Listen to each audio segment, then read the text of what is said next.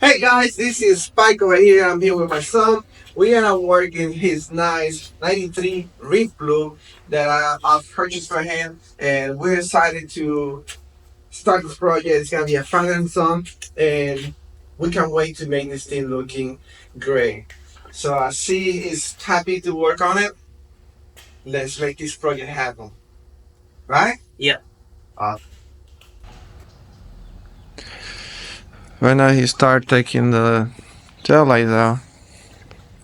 So you're gonna need a 716 to take those lights out, and you're gonna unplug the light bulbs from the back. Okay.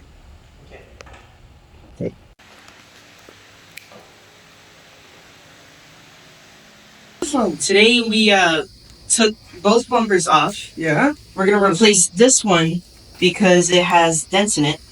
Yeah, I got like a previous accident or something like that. I see that. Yeah.